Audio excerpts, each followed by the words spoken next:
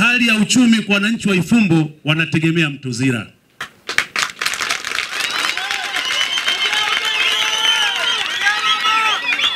Mheshimiwa Waziri, makofi haya maana yake ni kwamba wanategemea maneno mazuri umekuja nayo leo ili neema zake na mioyo yao iweze kupona. Lakini wao pia wanatamani kuona wawekezaji wanazidi kuja kwenye kata yetu na kijiji chetu cha Ifumbo, na watawapa ushirikiano mkubwa na mzuri.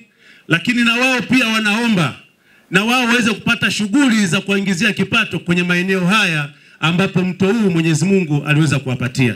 Leseni 7 za mkandarasi ambazo zimekwisha kufanywa tathmini na zilikuwa zina vibali vyote ambavyo nilizuia nilipokuja wakati wa mwisho shughuli zisiendelee. Kwa leseni za eneo la Lupa Market ambako hakuna changamoto kama hilo jitokeza na vibali vyote vilipatikana, na ruhusu mwekezaji uendelee na uchimbaji katika eneo la Lupa Market kama ambavyo mlikuwa umesharidhiwa na wenzetu wa NEMKI, lakini kwa kuzingatia taratibu za sheria zinavyoelekeza, na hasa kubwa na muhimu kuliko yote ni kwamba eneo la uchakataji wa madini lazima liwe mbali na kilipo chanzo cha maji kwa maana ya mto wenyewe. Zile 7 za kule Lupa unaendelea nazo, nimeondoa lile zuio. 7 za Ifumbo zinasimama mpaka mtakapokamilisha taratibu ya ukaguzi wa kimazingira. Kwa kuwa tumetambua pamoja na swala la mazingira, lakini wananchi wa eneo hili, uchumi wenu pamoja na shughuli zingine unategemea pia sana mto Zira na hasa shughuli za madini.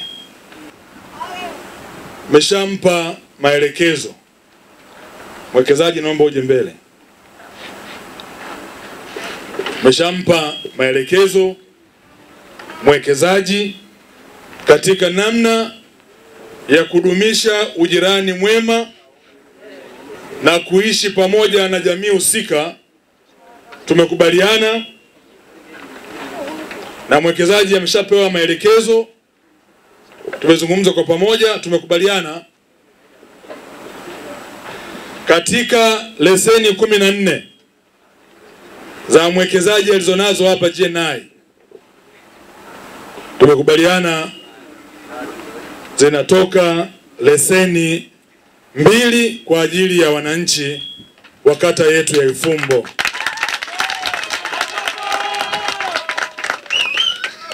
Leseni 1 eneo la Lupa Market, leseni nyingine eneo la Ifumbo. Sasa mimi sitaki watu wajifichie kwenye mgongo wa wananchi kwenye swala la kusekesa hapo. Sitaki watu wajifichie katika mgongo wa wananchi. Nataka niwaambie ni hekima ya mwenyekiti Chiwanga, mbunge wenu na mheshimiwa mkuu wa wilaya. Sheria inanielekeza mimi nichukue madini yaliyochimbwa na nitaifishe. Ndio sheria ambavyo inanielekeza. Hekima ya watu watatu ilinifanya nibadili maamuzi yangu. Shughuli zinazoendelea hapa zimesababisha miti mingi sana kukatwa hapa. Hali hapa ilikuwa hairidhishi. Hali ilikuwa hairidhishi, miti imekatwa ovyo. Chanzo cha maji kilikuwa kinaharibika. Tukasema kama serikali hatuwezi kuacha hivyo. Sasa niwaombeni sana kwa kushirikiana na maafisa wetu wa mazingira, endeni mkaipande miti hiyo. Mimi kama mwekezaji na hakika nitatoa ushirikiano mkubwa sana katika kijiji kile. Lakini pia kuhusu swala la mazingira, naibu waziri wa NEMKI amezungumza kuhusu swala kupanda miti. Hii itakuwa ni siku maalum ambayo tutaipanda hiyo miti na tutaitoa miti mingi sana kwa kijiji kile tuweze kupanda katika maeneo mengi ambayo yako wazi. Tutajitahidi kupanda miti ambayo ni miti ya vimvuli, miti ya matunda na miti rafiki katika vyanzo vya maji katika mto wetu huu unaotuzunguka katika uchimbaji. Tusaidia katika shughuli za kiuchumi sisi kwa sababu tunategemea kwenye uchimbaji huu.